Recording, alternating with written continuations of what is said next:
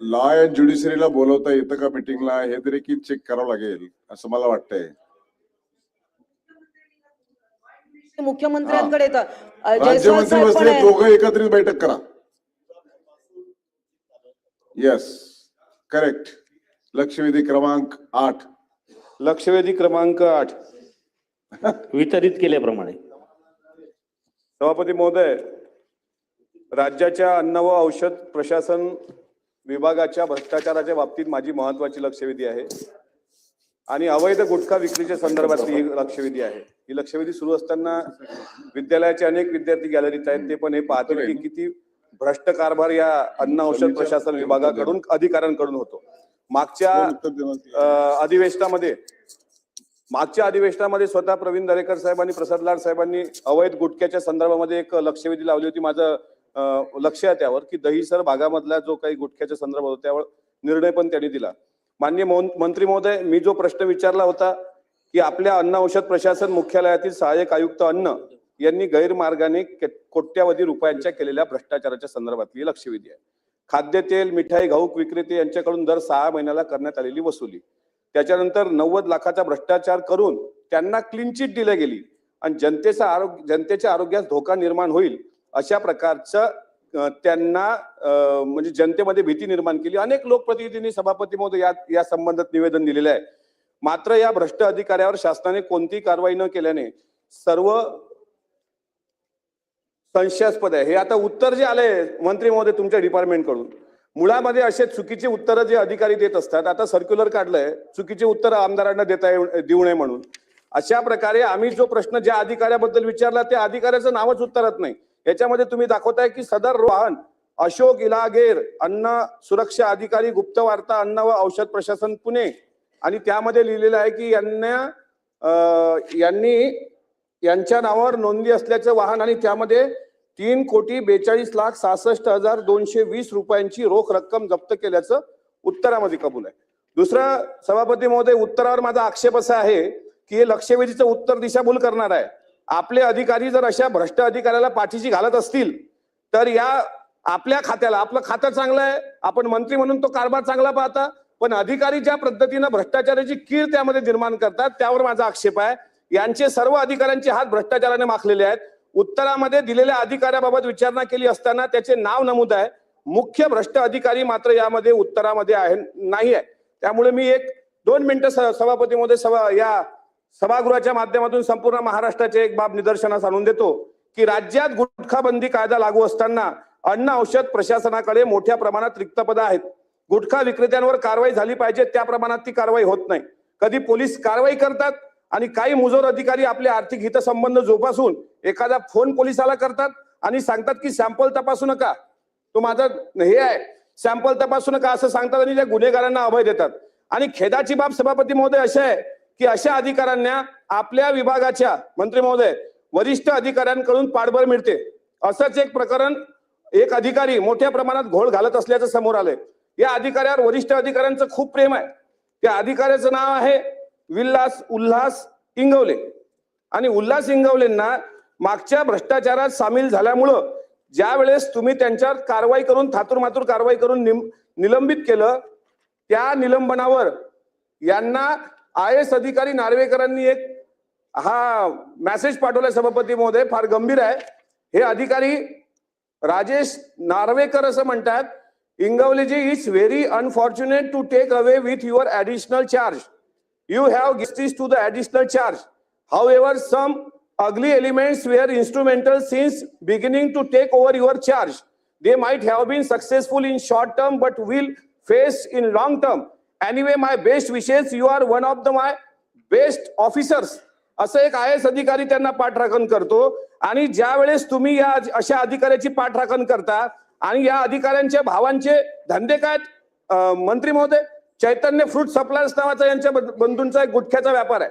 मारुती राजाराम इंगोले, हा माझ्याकडे याचा तपशील आहे. 24 लाख प्रश्न महत्वाचं हे आलं पाहिजे ना सभागृहामध्ये.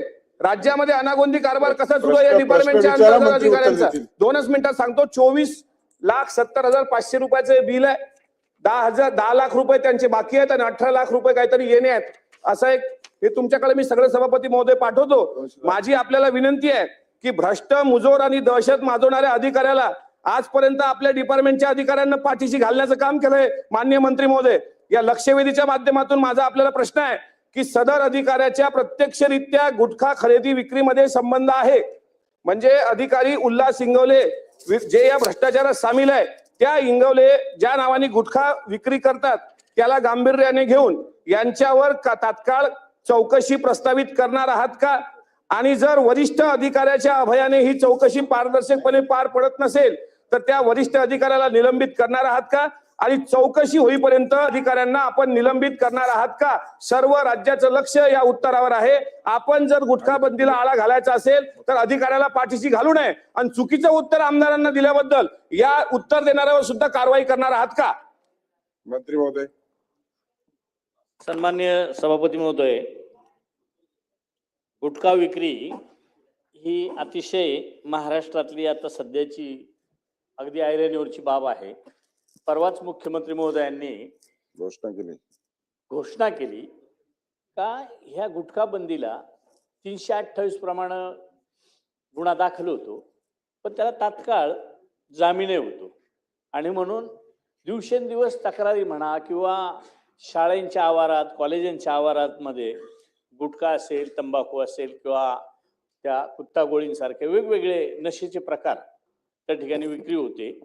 परंतु कायद्याचा धाकच नसल्यामुळे मुख्यमंत्री महोदयांचं मी मनापासून आभार मानेल, महाराष्ट्राच्या जनतेच्या वतीनं आभार मानेल. कारण गुटखा हा किती घातक आहे या बाबतीत आपल्याला काय त्याचा जीन्सवर कसा परिणाम होतो, कॅन्सर कसा होतो, ह्या सगळ्या बाबी आहेत. आणि म्हणून सदस्यांच्या मताशी जरी मी सहमत असेल तर त्यांनी या ठिकाणी अधिकाऱ्यांचं जे काही नाव घेतलं, आपण लक्षवेधीत जे काही विचारले तर आपण सांगितलं राज्याच्या अन्न औषध प्रशासन मुख्यालयातील आयुक्त अन्न यांनी गैरमार्गाने कोट्यावधी रुपयांचा केलेला भ्रष्टाचार माया ऑक्टोबर 25 मध्ये, पण तो 25चा विषय नाहीये, तसा तो 2023 साली हा प्रकार घडलेला होता. आणि त्यात त्यांनी सांगितल्याप्रमाणे जी काही गाडी आढळून आली ती अशोक इलागेर अन्न सुरक्षा अधिकारी गुप्त वार्ता यांच्या नावावर नोंदलेली होती.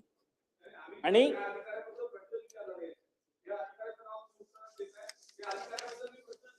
नाही आपण मंत्री उत्तर देतात बसा. तर त्या संदर्भात त्यांनी सांगितलेलं त्यांच्या गाडीत 3,42,00,000 रुपये वगैरे सापडली. ही गोष्ट पुणे पोलीस गुन्हा शाखेने दिनांक 8/5/23 रोजी सोलापूर पुणे महामार्गावरील द्राक्ष संशोधन केंद्र हडपसर येथे MH 13CK2111 असा हा वाहन क्रमांक होता.